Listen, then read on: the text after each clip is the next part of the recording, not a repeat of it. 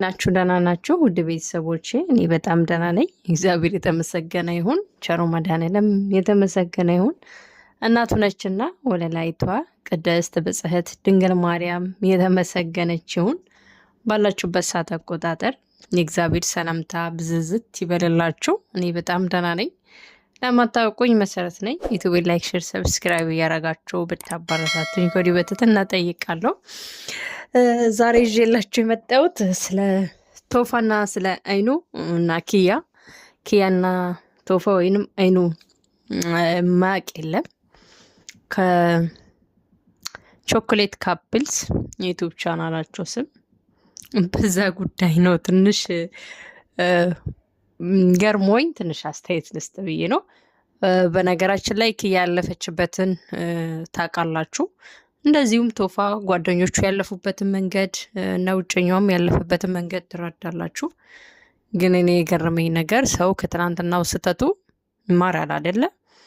ማለት ጥሩ አእምሮ ካለን ያው ቀለስ መለስ አንገት የተሰጠው ቀለስ መለስ ስለማለት ነው። ወደ ኋላም ወደፊትም ለማየት ነው አይደለ? ስለዚህ ሰው ልጅ ይሳሳታል። ማንም ሰው ፍጹም የለም በዚህ ምድር፣ የምናውቀው ነገር ነው። ሁሉም ሰው ስህተት አለበት፣ ይሳሳታል።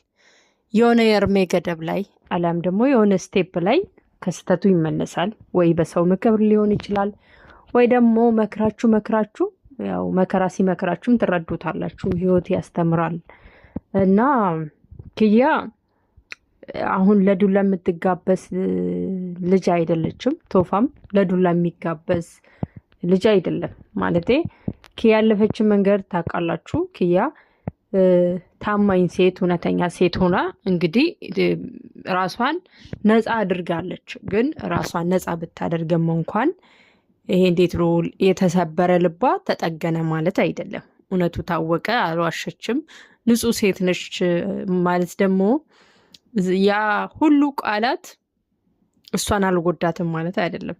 በጣም ተጎድታለች። ስለዚህ አይኑ አሁን ስራው መሆን የነበረበት ከቶፋ ጋር መደባደብ፣ ጫካ ለጫካ እንደ ጅንጀሮ መሯሯጥ ሳይሆን ቢገባው ኖሮ ኪያን አጠገቡ አድርጎ ባለፈው እየተናገራትን ቃላት አሁን በጣፋጭ በፍቅር ቃላት ማካካስ ነበረበት ብዬ አምናለሁ። ምክንያቱም እኛ ሴቶች ከጎናችን የሚሆን ሰው በተለይ ሲከፋን፣ እንደዚህ ልባችን ሲሰበር ከጎናችን የሚሆን ሰው በጣም ትልቅ ቦታ ይኖረዋል። ጓደኛም ሊሆን ይችላል። በቃ ምን ልበላችሁ፣ ከጎናችን እኛ ተሰብረን እኛ የሆነ ዲፕሬሽን ውስጥ ገብተን ከጎናችን የሚሆን ሰው በቃ ለዛ ሰው ትልቅ ቦታ ይኖረናል እና ክብር ይኖረናል። አይኑ ደግሞ ያ ሁሉ ቫላንታይን ዴይ እንደዛ በአበባ ጎዝግዛ ወይና ቅርባ እሱን ለማስደሰት ቢያንስ እሱን ከመጥፎ ሀሳብ ለማውጣት እንጂ እሱን በውሸት ለማባበል አይደለም፣ በአበባ ለማባበል ምናምን አስባ አይደለም። ግን ሰው ሲናደድ አለ አይደለ? ከዛ ሙድ እንዲወጣ ከዛ ንዴት ራሱን እንዲያረጋጋ ወይ ልክ ያለካ እንደዚህም ራሱ እየተናገርኳት ውጤቱ ሳይታወቅ ለካ ለኔ ታስባለች እኔ እንደዚህ ተናግራት የሚለውን ያስባል ብላ ይመስለኛልና እንደ ፍቅረኛሞችም ደግሞ ቫለንታይን ዴይ ማክበር ያለባቸው በዛ ወይ ነበርና ጥሩ ደስተኛ አድርጌ ጥሩ ትውስታ እንዲኖረው ላድርገው ውጨኛዬም ብላ ነበረ። ግን ባለፈው የለቀቁት ቪዲዮ ታውቃላችሁ፣ ቶፋና ኪያ በውጨኛዋ ዙራ ነበረ ሲያወሩ የነበረውና በመሀላቸው የተፈጠረው አመሰግናለሁ ለማለት ነው። እንግዲህ ጉንጯን የቶፋን ጉንጭ ሳመችውና እሱ ነገር በጣም ትልቅ ነገር ተደርጎ ቢወሰድም እንኳን በዚህ ልክ ባይወሰድ ባይ ነኝ እኔ። ማለት የምትወዱት ሰው ታውቃላችሁ፣ የምትወዱት ሰው ሲሳምባችሁ የሆነ በቃ የሆነ ፊልም የምታረጉት ነገር አለ ማለት ቅናት አለ አይደለ? እንደዚሁም ራሱ ለምን ሰው አየ ተብሎ ይቀና የለ እንኳን ተስማችሁ ምናምን እንደ ሰው ሊቀና ይችላል። ግን ደግሞ ቶፋን ከልጅነቱ የሚያውቅ ነው። አብሮ አደጎች ናቸው። አብሮ ነው የተማሩት። ብዙ ውጣ ውረዶችን እንደ ወንድም እንደ ጓደኛ እንደ ቤስት ፍሬንድ አብሮ አልፏል እና ከጓደኛም በላይ እንደ ወንድም ነው የሚያዩት ሁለቱም ማለት ነው። በዚህ ልክ እንደዚህ መሆን አስፈላጊ ነው ብዬ አላስብም። ማለት ቅናታችን ትንሽ ረገብ ብናደርግ ማለት እንደው ያው ሰው የሚወድ ሰው ላይ ይቀናል፣ ግን ደግሞ ቅናቱ ልክ አለው አይደለ? ሁሉ ነገር ልክ ሲኖረው ነው የሚጣፍጠው። ሁሉ ነገር በልክ ሲሆን ነው። አንዳንድ ጊዜ ደስታን በልክ ሲሆን ነው እንጂ በጣም ከአቅማችን በላይ ከተደሰን በዛውም ልንቀር እንችላለን። ድንጋጤም በዛው ልክ፣ ሁሉ ነገር ልክ ሲኖር ነው። ከልክ በላይ ዋጋ ያስከፍለናል ማለት ነው። እና ለምን እሷን ታቀርባታለህ? ለምን ትሰማሃለች? ቶፋት ጥፋት የለውም ማለት አንድ ሰው ድንገት እያወራችሁ በቃ በሆነ ርዕስ ላይ ዲስከስ እያረጋችሁ አጠገባችሁ ነው የተቀመጠው። መቼም አይኑን አታዩትም አይደል? ማለት ሰውን ስታወሩ አይኑን እያፈጠጣችሁት አታዩትም። የሆነ ጊዜ ዞር ትላላችሁ እና በድንገት በቅስፈት ነው የሳመችው እና እሱ በሌላ መንገድ ተርጉሞት ኪያን ታፈቅራታለህ፣ እኔ ያለቅህም እገልሃለሁ እስከዛቻ እና ባላሰበበት እያወሩ ነው እንግዲህ አይኑ ቶፋን የመታውና እና ቶፋ ደግሞ በተቃራኒው ክያ መጣች። ክያ እንድደውልለት አድርጎ ጫካ ለጫካ እንደ ጉሬዛ ዝንጀሮ ሯሯጥልዋል። ቆይ ልጁ እኮ አበደ እንደ እኔ እኮ ማለት የምለው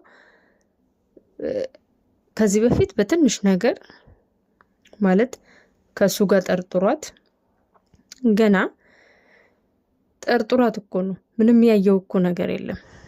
ፊልም ሰራለው አትሰሬም ከሱ ጋር እኔ ደግሞ በቃ ሰው መስራት የሚፈልገው ህልም አለ አይደለ? እያንዳንዳችን እኮ የሆነ ትምህርት ተማሪ ስንሆን የሆነ የምናልመው የምንፈልገው አለ። ባንኖርበትም እንኳን የምንፈልገው ነገር አለ። ስቲል እስካሁን ድረስ ማለት ነው ውስጣችን የሆነ ነገር አለ፣ የሆነ ሙያ አለ።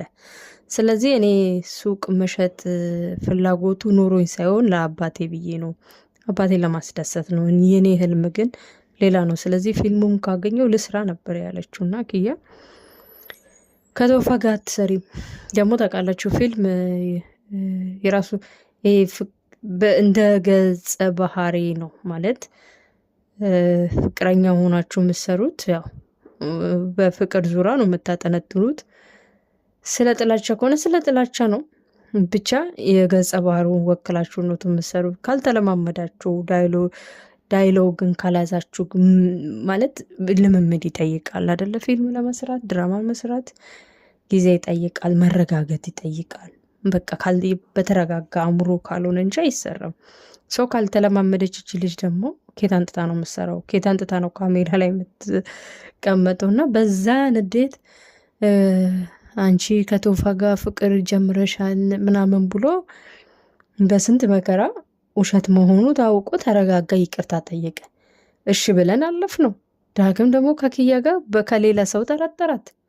እሺ የኔው ስህተት ነው። ደግሞ መጨረሻ ላይ ልጅ አለሽ ተባለ። እኔ የምለው አይኑ አብዷል እንዴ? ማለት ትንሽ ችግር አለበት።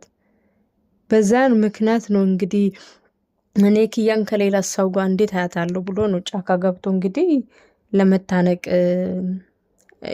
ቶፋ ነው ያዳነው። አስባችሁ አይታችሁታል ቪዲዮውን።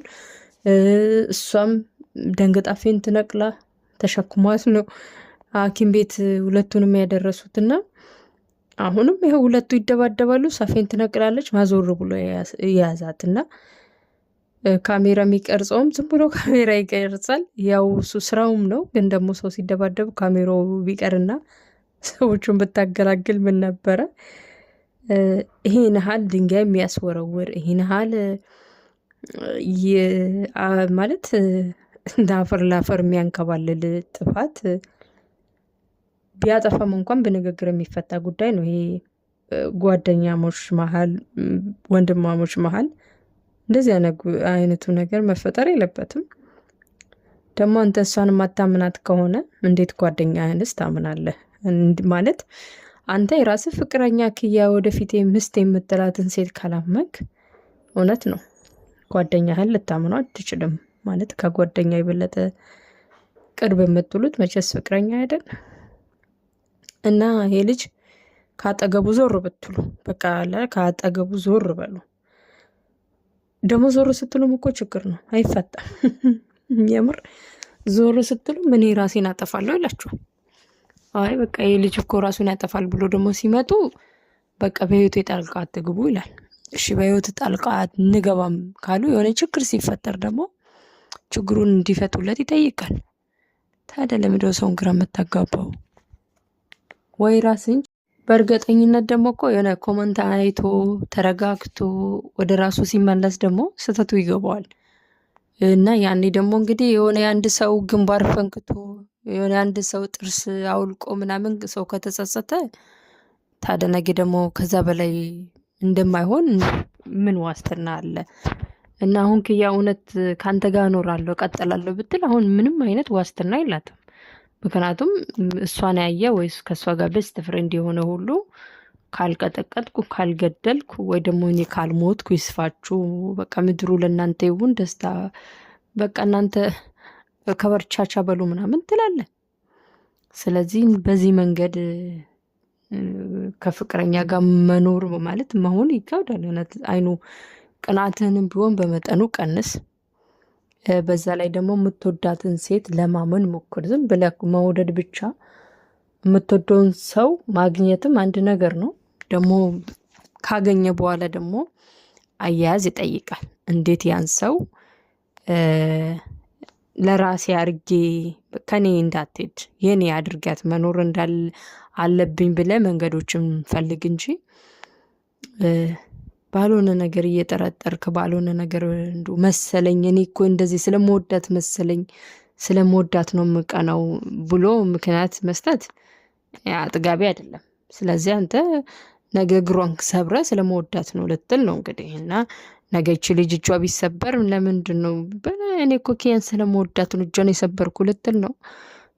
ልጅቷ እንድታምን ትወዳለች፣ እንድታምን በአቋም ጽና። እንደምትወዳት ደግሞ የምታረጋግጠው በዚህ አይደለም። ተረጋጋ። በቃ ጫካ ውስጥ እኮ በቃ ሌላ ነው፣ ሌላ ታሪክ ነው እውነት። ኧረ በስመ አብ። ለማንኛውም ውዶችዬ ዳግም እስክንገናኝ መልካም ቆይታ። ብዙ አወራው ቪዲዮውንማ እያየው ብሆን በዚህም አልፋታቸውም፣ ግን ይበቃቸዋል። እና ዳግም እስክንገናኝ መልካም ቆይታ። ይሄን ልጅ ምከሩት፣ በኮመንት ምከሩት የምር